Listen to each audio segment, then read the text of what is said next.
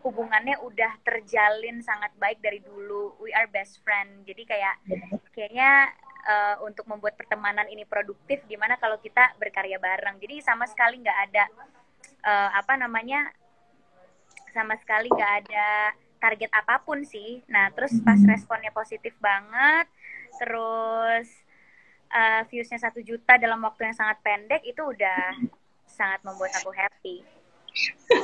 Tapi dari awal nih rencana kolaborasi ini siapa yang punya ide? Siapa yang apa?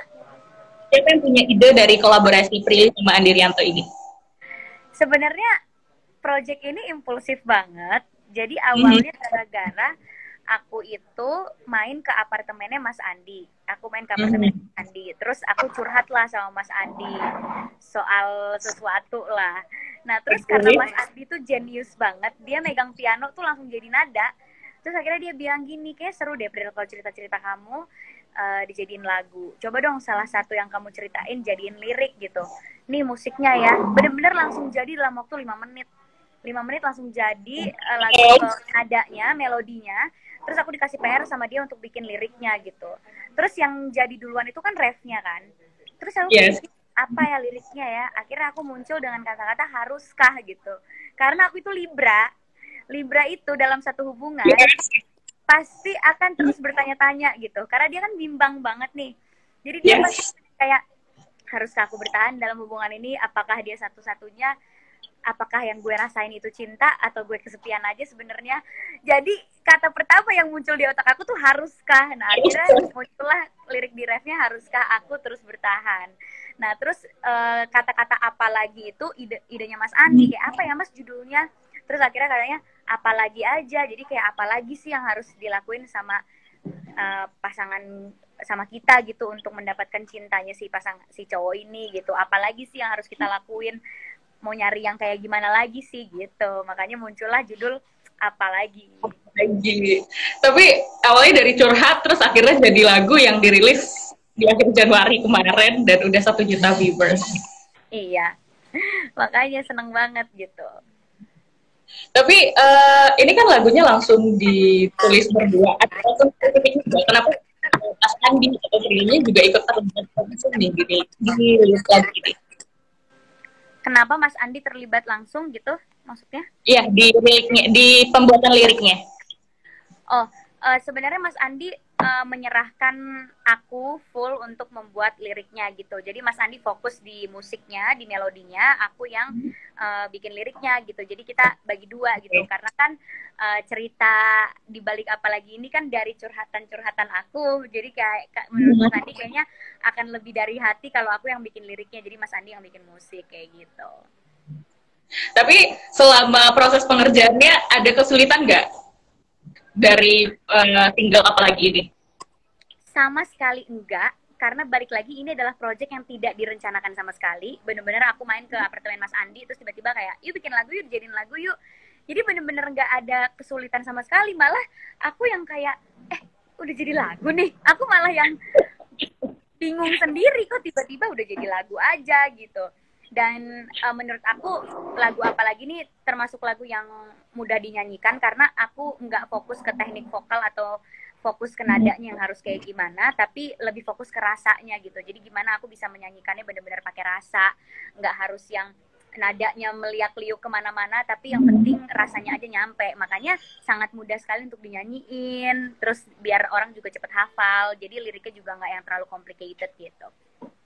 Tapi ini Pril, salah satu momen yang gak bakal kamu lupain dalam proses pengerjaan single ini apa? Momen yang paling aku nggak lupain adalah pas Mas Andi kirimin musik orkestranya. Jadi aku juga sama sekali nggak ada rencana lagu apalagi ini akan pakai orkestra gitu. Aku mikirnya ya udah piano aja gitu. Tapi tiba-tiba Mas Andi yang kayak aku mau total ya di lagu kamu, jadi harus pakai orkestra gitu. Serius Mas, iya ini pakai orkestra aja. Terus akhirnya aku ingat banget posisinya aku lagi di Bali. Terus tiba-tiba Mas Andi kirimin musik orkestranya di grup. Aku nangis. Posisinya aku udah tidur, udah skincarean, terus aku langsung nangis karena aku terharu banget. Aku bisa punya lagu semegah itu dengan musik orkestra yang baru aku dengerin awalnya tuh udah bikin aku merinding pada saat itu. Terus aku akhirnya nangis, terus aku bilang, makasih ya mas, aku nggak nyangka bisa punya lagu kayak gini. Jadi itu yang paling bikin aku inget sih, nangis pas pertama kali akhirnya denger musik orkestra yang dibikinin sama Mas Andi. Sama syuting video klipnya, karena itu kayak sambungan cerita dari Tak Bisa Bersama kan. Kayak Yes. aku nggak jadi sama Vidi, akhirnya sama Jeffrey Nicole, disakitin juga sama Jeffrey Nicole. Jadi it's a very fun story, tapi sebenarnya nyesek. Terus Jeffrey juga teman aku, jadi kita Jeffrey, Ersha dan semuanya teman aku, jadi we had a really good time during the prosesnya gitu. Nah, tadi Prilly udah nyinggung masalah music videonya nih. Music video ini ceritanya idenya dari siapa?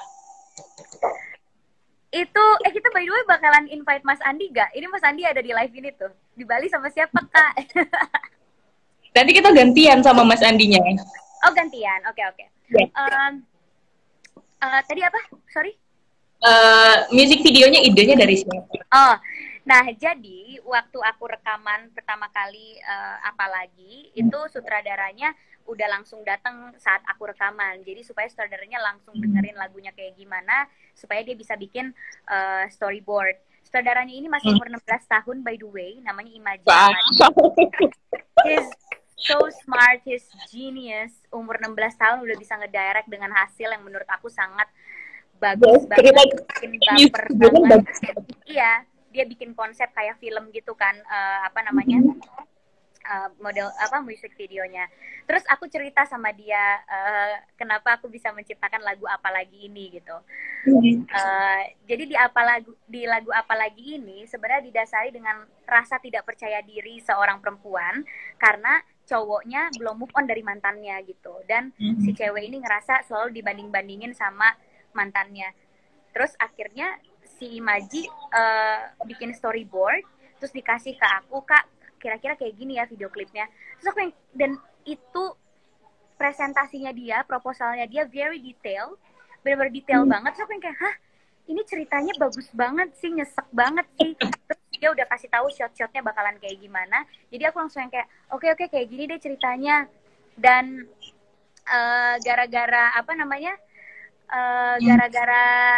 bagus banget ceritanya kayak gitu, akhirnya kepikiran, oh ya udah cowoknya Jeffrey Nicole aja.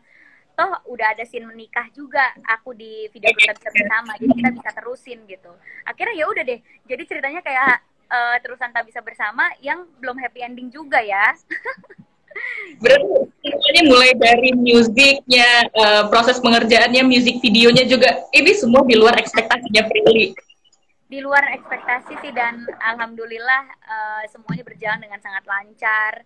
Hasilnya aku suka banget. Viewsnya juga naik terus. Yang paling penting responnya positif semuanya, komennya positif semua. Jadi ya menurut aku ini udah kayak beyond my expectation, dan aku bersyukur banget karya yang tidak direncanakan dan berjalan begitu saja, sangat impulsif tapi bisa mendapatkan respon yang luar biasa dan akhirnya membuat aku semangat untuk fokus di musik dan di nyanyi gitu. Nah ini Prilly udah semuanya udah diambil nih, acting juga, main musiknya juga, nyanyi juga. Sebenarnya Prilly pengennya dikenal sebagai penyanyi atau aktris? Aku sih I want both. Aku pengen passion aku juga di acting, terus pas aku manggung